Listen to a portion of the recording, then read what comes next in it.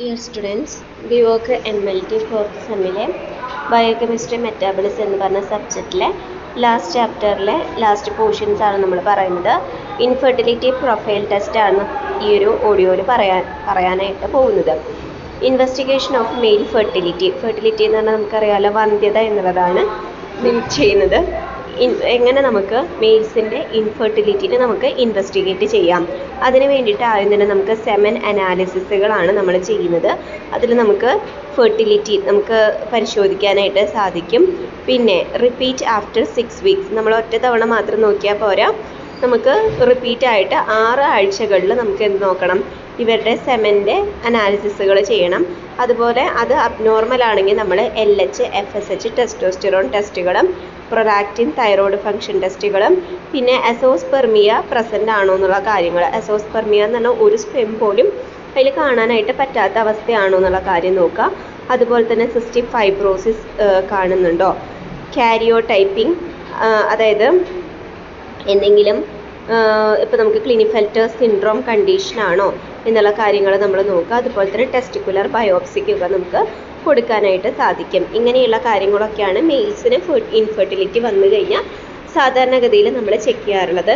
ഈ investigations in female infertility, ഫീമെയിൽസിനാണ് ഈ വന്ധ്യത വന്നിട്ടുള്ളത് വെച്ചാൽ എന്തൊക്കെ കാര്യങ്ങൾ നമ്മൾ ചെക്ക് ചെയ്യുന്നതാണ്. നമ്മൾ സാധാരണയായിട്ട് FSH ഫോളിക്കൽ സ്റ്റിമുലേറ്റീവ് ഹോർമോൺ, അതുപോലെ തന്നെ LH ലൂട്ടിനൈസിങ് ഹോർമോൺ, പ്രൊലാക്റ്റിൻ, പിന്നെ TSH ടെസ്റ്റോസ്റ്റിറോൺ, SHBH, പിന്നെ trans vaginal U/S CT or MRI pituitary, karyotyping pituitary and ovulatory biomarkers ടെസ്റ്റുകളൊക്കെ നമ്മൾ ചെയ്യും. പിന്നെ എന്താണ് ഇതിന് മെയിനായിട്ടുള്ള കാരണം ആവുന്നതെന്ന് വെച്ചിട്ടുണ്ടെങ്കിൽ ovulation include polycystic ovary syndrome, PCODs ഉള്ളവരിൽ ഇതുപോലെ തന്നെ കൂടുതലായിട്ട് വന്ധ്യതകൾ കാണപ്പെടുന്നുണ്ട്. അതുപോലെ തന്നെ ഹൈപ്പോതലാമിക് അമ്നോറിയ കണ്ടീഷനിൽ നമ്മളിതുപോലെ തന്നെ എന്ത് കാണുന്നുണ്ട്, നമുക്ക് അതായത് മെൻസസ് ഇല്ലാത്തവരിൽ അവർക്ക് കുട്ടികൾ വന്ധ്യത ഉണ്ടാവും. അതുപോലെ തന്നെ പ്രീമെച്യൂർ ഒവേരിയൻ ഇൻഫെർട്ടിലിറ്റി ഉള്ളവർക്കൊക്കെയാണ് കൂടുതലായിട്ട് എന്ത് വരുന്നത്, ഈ ഒരു വന്ധ്യത കണ്ടുവരുന്നത്. ഓവറി ഫങ്ഷനാണ് ഫസ്റ്റ് പോയിൻ്റായിട്ട് പറഞ്ഞിരിക്കുന്നത്. ഓവറി ഫങ്ഷനിൽ വരുമ്പോൾ ഫോളിക്കൽ സ്റ്റിമുലേറ്റീവ് ഹോർമോൺ അഥവാ ലൂട്ടിനൈസിങ് ഹോർമോൺ, അതുപോലെ തന്നെ ഓസ്ട്രാഡിയോൾ, ഇതൊക്കെ നമ്മുടെ ഓവുലേറ്ററി സൈക്കിളിനെ സ്വാധീനിക്കുന്ന ആളുകളാണ്. അപ്പോൾ അതൊക്കെ നമുക്ക് കൃത്യമായിട്ടുള്ള അളവുകൾ ഉണ്ടോ എന്നുള്ള കാര്യങ്ങൾ ശ്രദ്ധിക്കേണ്ടതാണ്. അതുപോലെ തന്നെ ഫോളിക്കുലർ ഫേസ്, അതായത് they are best evaluated in the early follicular phase, അതായത് 2 to 6 ഡേയ്സിന് ഇടയിലായിട്ട് അല്ലെങ്കിൽ മെൻസസിൻ്റെ ആ ഒരു ഡേയ്സുകളിലൊക്കെ ആയിട്ട് എങ്ങനെയാണ് നമുക്ക് എന്താ പറയുക, ഹോർമോൺസിനൊക്കെ എന്തെങ്കിലും തരത്തിലുള്ള ചേഞ്ചസ് വന്നിട്ടുണ്ടോ എന്നുള്ള കാര്യങ്ങൾ നോക്കാം. അതുപോലെ തന്നെ an elevated FSH level early in the follicular phase is indicative of a low ovarian reserve. Next പറയുന്നത് ഓവുലേഷൻ പ്രെഡിക്റ്റർ ആണ്. ഓവുലേഷൻ പ്രെഡിക്റ്റർ എന്ന് പറയുന്നത് നമ്മൾ LH ഹോർമോണിനെയാണ് പറയുന്നത്. പിന്നെ while the measurement of LH plus pre ovulatory oestrogen is the best prediction. അതുപോലെ തന്നെ നമുക്ക് LH ഹോർമോണും അതുപോലെ തന്നെ നമുക്ക് ഈസ്ട്രജനൊക്കെ നമുക്ക് അതായത് നമുക്കൊരു എന്താ പറയുക, മെൻസസ് ഒക്കെ വരുന്നതിന് തൊട്ട് മുന്നായിട്ട് കാണപ്പെടുന്നതാണ്. അപ്പോൾ അങ്ങനെയുള്ള ഹോർമോൺസിന് എന്തെങ്കിലും തരത്തിലുള്ള ചേഞ്ചസുകൾ വരുന്നുണ്ടോ എന്നുള്ള കാര്യങ്ങൾ നോക്കുക. പിന്നെ പ്രൊലാക്റ്റിൻ ടെസ്റ്റിങ്ങുകൾ നമുക്ക് ചെയ്യാം. അതിൽ പ്രൊലാക്റ്റിനിൽ ഇപ്പോൾ ഹൈപ്പർ പ്രൊലാക്ടോനെമിയ കണ്ടീഷൻസ് വന്നിട്ടുണ്ടോ സ്ത്രീകളിൽ. It can be measured any time during the day or in menstrual cycle.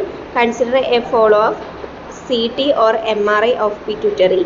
If pituitary macroadenoma is suspected, അതായത് നമുക്ക് പ്രൊലാക്റ്റിൻ്റെ അളവുകൾ കൂടുതലുണ്ടോ ഇല്ലെങ്കിൽ കുറവാണോ എന്നുള്ള കാര്യങ്ങളൊക്കെ നമുക്ക് ചെക്ക് ചെയ്യാം. അതിപ്പോൾ നമുക്ക് മെൻസസ് ഡേയിലാണെങ്കിലും അഥവാ നമുക്ക് എന്താ പറയുക, സാധാരണ ദിവസങ്ങളിലാണെങ്കിലും നമുക്ക് സ്ത്രീകളിൽ ചെക്ക് ചെയ്യാനായിട്ട് പറ്റുന്നതാണ്. പിന്നെ CT അല്ലെങ്കിൽ MRI സ്കാനിങ്ങൾ നമുക്ക് പിറ്റ്യൂട്ടറി ഗ്ലാൻഡിന് വേണ്ടിയിട്ട് ചെയ്യാം. ഇപ്പോൾ എന്തെങ്കിലും മാക്രോ എഡിനോമ കണ്ടീഷൻസ് വന്നിട്ടുണ്ടോ എന്നുള്ള കാര്യങ്ങൾ നോക്കുന്നതിന് വേണ്ടിയിട്ടാണ്. Particularly in the context of amenorrhoea, galactorrhoea, visual field abnormalities or headaches with warrant referral to endocrinology. അതുപോലെ തന്നെ നമുക്ക് ഹോർമോൺ സംബന്ധമായിട്ട് ഇപ്പോൾ അമ്നോറിയ കണ്ടീഷൻ, അതുപോലെ തന്നെ ഗാലക്ടോറിയ കണ്ടീഷൻ, അമ്നോറിയ കണ്ടീഷൻ എന്ന് വെച്ചിട്ടുണ്ടെങ്കിൽ നമുക്ക് എന്തുണ്ടാവാണ്, മെൻസസ് ഒന്നും ഉണ്ടാവുന്നില്ല. പിന്നെ വിഷ്വൽ ഫീൽഡ് അബ്നോർമാലിറ്റീസ്, നമുക്ക് കണ്ണിൻ്റെ കാഴ്ചയിൽ എന്തെങ്കിലും തരത്തിലുള്ള പ്രശ്നങ്ങൾ, തലവേദനകൾ, ഇങ്ങനെയുള്ള കാര്യങ്ങളും അതുപോലെ തന്നെ എൻഡോക്രൈനോളജി, നമ്മുടെ ശരീരത്തിലെ ഹോർമോൺസ് കൃത്യമായിട്ട് വർക്ക് ചെയ്യുന്നില്ലേ എന്നുള്ള കാര്യങ്ങളൊക്കെ നമുക്ക് ചെക്ക് ചെയ്യാവുന്നതാണ്. പിന്നെ വരുന്നത് TSH ആണ്. TSH നമുക്ക് also recommended to exclude hypothyroidism, അതായത് തൈറോയിഡിൻ്റെ അളവിൽ എന്തെങ്കിലും തരത്തിലുള്ള കുറവുകൾ വന്നിട്ടുണ്ടോ എന്നുള്ള കാര്യങ്ങൾ നോക്കാം. ഇത് എന്തിനു വേണ്ടിയിട്ടാണ് നോക്കുന്നത് വെച്ചിട്ടുണ്ടെങ്കിൽ ഒവേറിയൻ റിസർവ് ആൻഡ് AMH ടെസ്റ്റിങ്ങുകൾ ചെയ്യുക. അതുപോലെ തന്നെ low serum levels of AMH ഈ സജസ്റ്റീവ് പുവർ ഒവേരിയൻ റിവേഴ്സ്, അതായത് നമുക്ക് ഈ ഒരു അപ്പോൾ AMHൻ്റെ അളവൊക്കെ നമുക്ക് എന്താണ് വളരെ കുറവൊക്കെയാണെന്ന് വെച്ചിട്ടുണ്ടെങ്കിൽ ഒവേരിയൻ റിവേഴ്സ് കണ്ടീഷനുകളൊക്കെയാണ്. അതുപോലെ തന്നെ ഹൈ ലെവൽ ഇൻഡിക്കേറ്റ് ചെയ്യുന്നത് എന്താണ്, polycystic ovarian syndrome ഉണ്ടാവാനായിട്ട് സാധ്യതകളുള്ളതാണ്.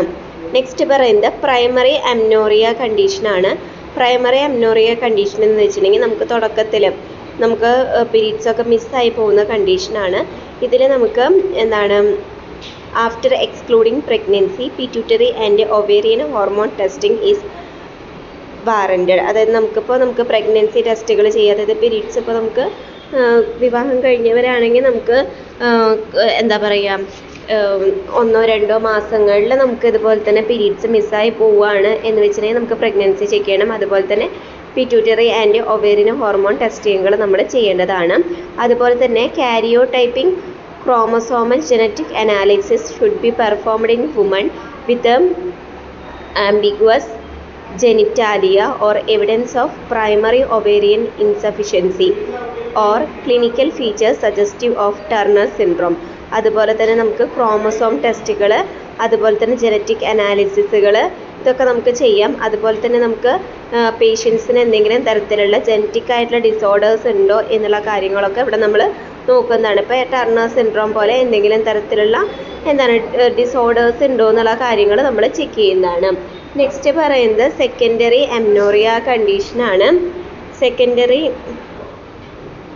Secondary അമ്നോറിയ condition എന്നൊക്കെ വെച്ചിട്ടുണ്ടെങ്കിൽ അത് നമുക്ക് പ്രഗ്നൻസി കണ്ടീഷനിൽ പറയാന്ന് വെച്ചിട്ടുണ്ടെങ്കിൽ എന്താണ് പറയുന്നത്, ഇപ്പോൾ പ്രഗ്നൻസി വെച്ചിട്ടുണ്ടെങ്കിൽ human chronic gonadotropin where a result 25 international unit per litre is indicative of early pregnancy.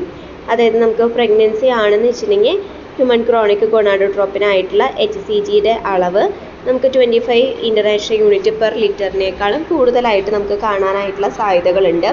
ഇനി മെനോപോസ് കണ്ടീഷൻ ആണെങ്കിൽ നമുക്ക് എന്താണ് monitoring check required for both FSH and E2. നമുക്ക് FSHും അതുപോലെ തന്നെ E2 ലെവലുകൾ നോക്കാം. മെനോപോസ് എന്ന് പറഞ്ഞിട്ടുണ്ടെങ്കിൽ നമുക്ക് അവിടെ നിൽക്കുക, അതായത് നമ്മുടെ മെൻസസ് നിന്നോ എന്നുള്ളതാണ് മെനോപോസ് എന്ന് പറയുന്നതുകൊണ്ട് ഉദ്ദേശിക്കുന്നത്. അതുപോലെ തന്നെ other medical causes should be investigated, അതായത് വേറെ എന്തെങ്കിലും നിങ്ങൾക്ക് സർജറിയോ ഇല്ലെങ്കിൽ എന്തെങ്കിലും തരത്തിലുള്ള രോഗാവസ്ഥകൾ വന്നത് മൂലം എന്ത് സംഭവിക്കാനായിട്ടുള്ള സാധ്യത, മെൻസസ് നിൽക്കാനായിട്ടുള്ള സാധ്യതകൾ വന്നിട്ടുണ്ടോ എന്നുള്ള കാര്യങ്ങൾ നോക്കാവുന്നതാണ്.